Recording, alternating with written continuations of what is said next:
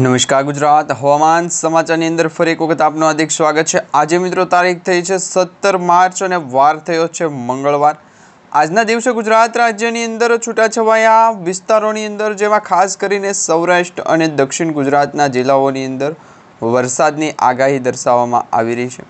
Weather report દ્વારા જે માહિતી મળી રહી છે એ જાણીશું અને અંબાલા પટેલ પરેશભાઈ ગોસ્વામી દ્વારા જે માહિતી આપવામાં આવી છે તેમના દ્વારા કહેવામાં આવી રહ્યું છે કે ગુજરાત રાજ્યમાં અરબ સાગરમાંથી એક સિસ્ટમ છે આગળ વધી રહી છે અને આ અરબી સમુદ્રમાંથી આવતી જે સિસ્ટમનો ટ્રફ છે એ મજબૂત અત્યારે દર્શાવવામાં આવી રહ્યો છે।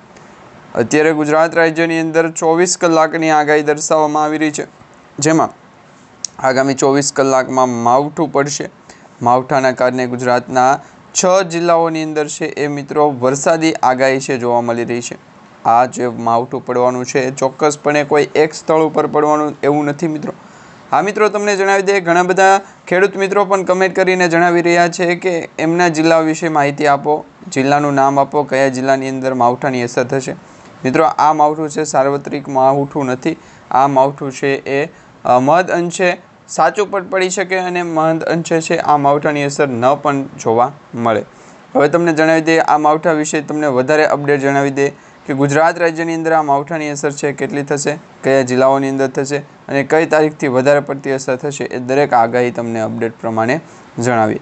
સૌપ્રથમ તમે જોઈ શકો છો, આ એક મેપ દર્શાવવામાં આવી રહ્યો છે ચક્રના માધ્યમથી, એટલે કે આ જે મેપમાં ચક્ર દર્શાવવામાં આવી રહ્યું છે તેમાં ખાસ કરીને જે ગુજરાત રાજ્યની અંદર આ જે કહી શકાય કેન્દ્રબિંદુ હોય જે લો પ્રેશર સિસ્ટમનો, તો એનો ઘેરાવો લગભગ 7 થી 8 રાજ્યોને છે એ કવર કરશે।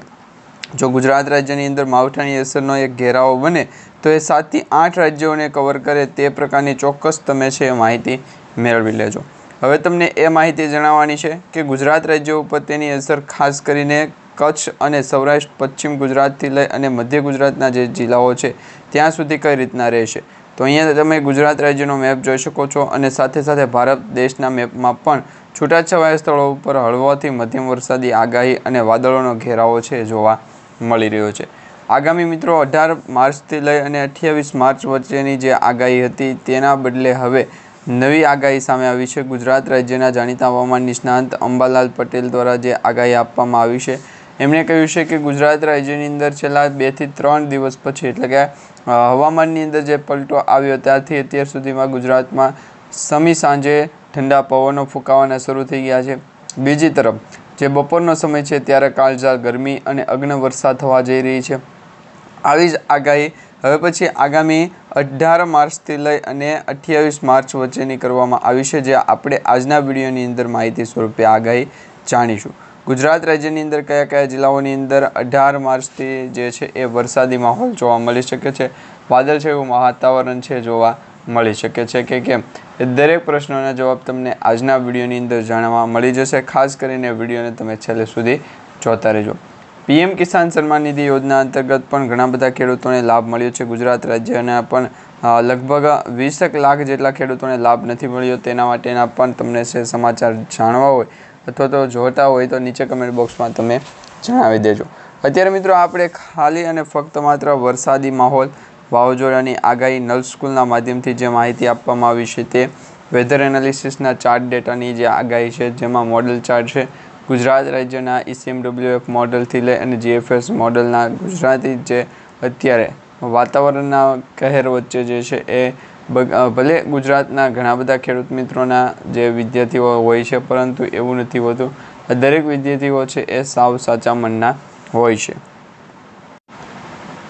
મિત્રો, આ જે ક્લાઉડ મેપ દર્શાવવામાં આવી રહ્યો છે વિન્ડી એપ્લિકેશનના માધ્યમથી સેટેલાઇટ ઇમેજનો, આ ક્લાઉડ મેપની અંદર તમે જોઈ શકો છો સ્પષ્ટપણે ગુજરાત રાજ્ય અને સૌરાષ્ટ્ર કચ્છ ઝોનના પશ્ચિમી ગુજરાતથી લઈ અને મહત્ત્વપૂર્ણ આગાહીના ભાગરૂપે હવામાન સમાચાર દ્વારા જે માહિતી આપવામાં આવી છે તેમના દ્વારા કહેવામાં આવી રહ્યું છે કે 1-2 વર્ષની અંદર જે ગુજરાત રાજ્યની અંદર છેલ્લા વર્ષના રેકોર્ડ તૂટ્યા હતા એવો રેકોર્ડ આ વર્ષે તૂટી શકશે નહીં। આ મિત્રો, અત્યારે ગરમીનું તાપમાન ખૂબ વધારે છે, જેના કારણે અત્યારે માવઠાની અસર છે એ જોવા મળી શકે નહીં કે નહીં, પરંતુ હા, આ વરસાદી આગાહી જે છે એ માવઠાની અસર નથી મિત્રો।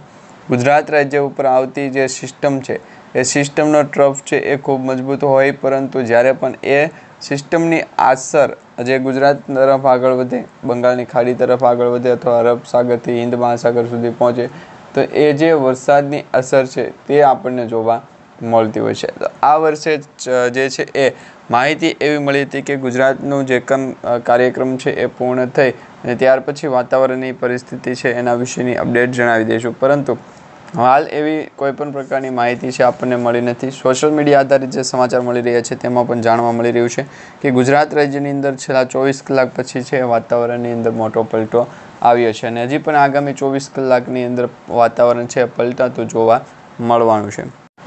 હાલ મિત્રો ગુજરાત રાજ્યમાં પશ્ચિમી ઉત્તર પશ્ચિમી પવનો ફૂંકાઈ રહ્યા છે. છેલ્લા કેટલાય દિવસોથી ગરમીથી ખેડૂતોને જે છે આંશિક રાહત મળતી હોય તેવું જોવા મળી રહ્યું છે. અત્યારે સવારમાં વાતાવરણની પરિસ્થિતિ ખૂબ મજબૂત નહોતી, પરંતુ હવામાન વિભાગ દ્વારા જે આજે બપોરે આપવામાં આવેલી માહિતી મુજબ ગુજરાતના 3 દિવસીય સુધી ગાજવીજ સાથે વરસાદી આગાહી કરવામાં આવશે. ગુરુવારે એટલે કે 19 માર્ચે 1-2 નહીં પરંતુ 26 જિલ્લાઓની અંદર વરસાદની આગાહી છે દર્શાવવામાં આવી રહી છે. હવામાન વિભાગ દ્વારા અમદાવાદ કેન્દ્ર દ્વારા આજે આપવામાં આવેલી જે માહિતી છે એ મુજબ 18 માર્ચથી લઈ બુધવારના રોજથી કચ્છ, દ્વારકા, મોરબી, જામનગર, બનાસકાંઠા, સાબરકાંઠા અને પાટણ જિલ્લાઓની અંદર પણ ગાજવીજ સાથેના હળવો મધ્યમ વરસાદ છે એ વરસી શકે છે.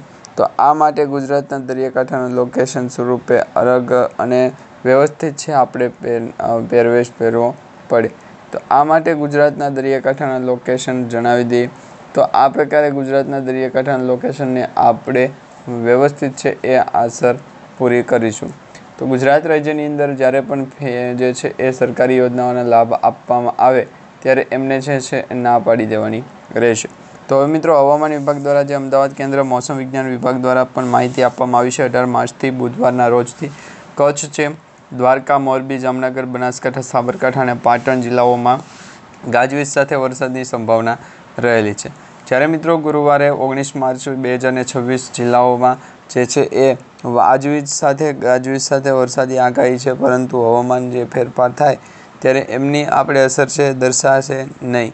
તો ગુજરાત રાજ્યની અંદર વ્યવસ્થિત છે આપણે લોકેશન સેટ કરવું, અરબ સાગરના દરિયાની અંદર ભેજનું મારું, અરબ સાગરના દરિયાને વ્યવસ્થિત છે બનાવી અને આપી દેવાના, જેથી કરીને આવનાર સમય સુધી લોંગ ટર્મ સુધી ચાલુ રહે. આ મિત્રો ગુજરાતના દરિયાકાંઠાના લોકેશનને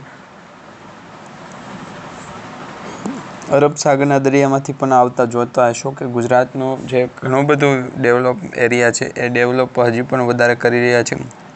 1-2 વર્ષની અંદર ગુજરાતની અંદર ઘણા બધા જિલ્લાઓની અંદર વરસાદી પાણી સંગ્રહ સ્ટ્રક્ચર માટે છે પણ કોલ આવવાની શરૂઆત થઈ જશે. કારણ કે ગુજરાત રાજ્યની અંદર વ્યવસ્થિત નથી. અરબ સાગરના દરિયાની અંદર ભેજનું હોય તો એમને શું આપવામાં આવે કીટ બતાવો જરા. કે ગુજરાત રાજ્યની અંદર હવામાન સમાચારને લઈને સૌથી મોટા અપડેટ આમાં કંકોત્રી આવે, પછી ગુજરાત રાજ્યની અંદર લોકેશન સ્વરૂપે આગળ વધાય અને ત્યાર પછી હવામાન સમાચાર દ્વારા જે માહિતી આપવામાં આવે તેને પગલાંને ભાગમાં રૂપી અને ગુજરાતનું લોકેશન ક્યાં છે, કેટલા વાગે છે અને કઈ વ્યવસ્થા કરવામાં આવી છે દરેક માહિતી તમને જણાવવાની રહેશે. ગુજરાત રાજ્યની અંદર હવામાન ફેરફારને કારણે ગુજરાત હવામાન સમાચારની અંદર વ્યવસ્થિત ચાલતું મહત્વપૂર્ણ બાબત જે હતા કે ગુજરાત રાજ્યની અંદર સરકારી યોજનાઓને લાભ મળતો નથી, જ્યારે મિત્રો હવામાન સમાચારને પૂરેપૂરો લાભ મળે છે. હવામાન વિભાગ દ્વારા આપવામાં આવેલી માહિતી મુજબ 20 માર્ચ કચ્છ, બનાસકાંઠા, સાબરકાંઠા, અરવલ્લી, મહીસાગર અને દાહોદ જિલ્લાઓમાં ગાજવીજ સાથે અને વીજળીના કડાકા ભડાકા સાથે હળવોથી મધ્યમ વરસાદ પડવાની શક્યતા રહેલી છે. રાજ્યમાં લગભગ મોટાભાગના જિલ્લાઓની અંદર ગાજવીજ સાથે વીજળીનું જે છે એ જોખમ વધારે હોય, પરંતુ હવામાનની અંદર ફેરફાર થાય ત્યારે નિષ્ણાંતો દ્વારા જે તેમની આગાહીમાં જણાવવામાં આવ્યું કે ઉત્તર ગુજરાત, મધ્ય ગુજરાત અને પશ્ચિમ સૌરાષ્ટ્ર, દક્ષિણ ગુજરાતના છૂટાછવાયા સ્થળો ઉપર વરસાદની શક્યતા રહેલી છે. આ સાથે પવનની ગતિ વધવાની પણ આગાહી છે અને હવામાનની અંદર ફેરફાર કારણે કેરીના મોર ખરી પડવાની પણ શક્યતા દર્શાવવામાં આવી રહી છે.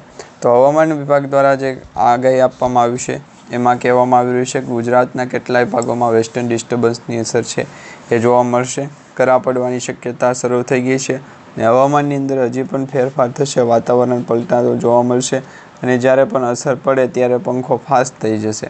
તો આ બંને લોકેશન છે આપણે સેમ ગુજરાતના દરિયાકાંઠાના લોકેશન સ્વરૂપે અપડેટ પણ જણાવી દઈએ અને માહિતી પણ જણાવી દઈએ. તો આ પ્રકારે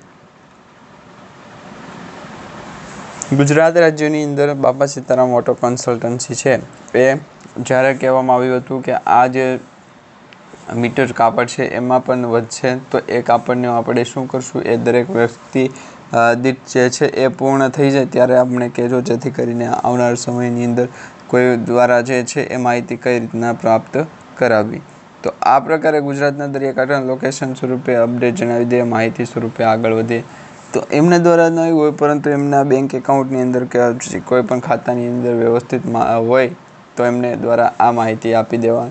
ગુજરાતના દરિયાકાંઠાના લોકેશન સ્વરૂપે આગળ જણાવી દે. તો માહિતી સ્વરૂપે ગુજરાતના દરિયાકાંઠાના લોકેશનને પણ અસર જણાવી દઈશું.